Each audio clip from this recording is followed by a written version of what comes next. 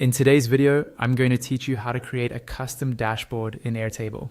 First, open your browser and go to the Airtable website. Once you've logged in, you'll land on your main Airtable dashboard, where you can see all of your bases. This is your starting point for building any interface or dashboard. Next, click on the base you want to create a custom dashboard for. Choose the one that contains the data you actually want to visualize or monitor. For example, this could be a project space, a sales pipeline, or a content calendar. Your dashboard will pull its information directly from this base, so picking the right one is important. Inside the base, look towards the top of the screen for the interfaces option and click on it. Interfaces in Airtable are a way to build more visual, tailored views of your data, which is exactly what we need for a dashboard. Now, choose the option that says Build it yourself.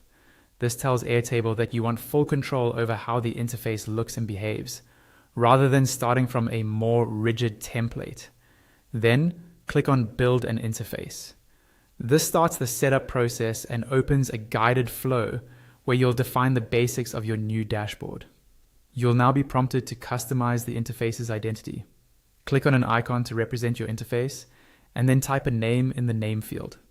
Pick something descriptive and clear, like Marketing Dashboard or Executive Overview, so it's easy to recognize later, especially if you create multiple interfaces. Once you're happy with the icon and name, click on Next to move forward. On the next screen, you'll see different interface layout options in a column on the left. Click on Dashboard. This layout is designed to show multiple blocks of information at a glance, such as charts, summaries, and key metrics, making it ideal for monitoring performance. After selecting the dashboard layout, click on Next again. You'll now choose the data source. Click on the drop-down and select the table from your base that you want to connect to. This is the table that will feed data into your dashboard components. Make sure it's the table that holds the core records you want to track.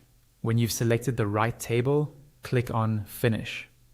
Airtable will generate your new dashboard interface. From here, you can customize it further. Update the dashboard name and description at the top, and click on any of the sections or blocks to see configuration options. As you select each section, you'll be able to change what data is shown, adjust filters, tweak visualizations, and generally tailor the layout to match your workflow and reporting needs. This is where you refine the dashboard so it surfaces exactly the information that matters most to you and your team.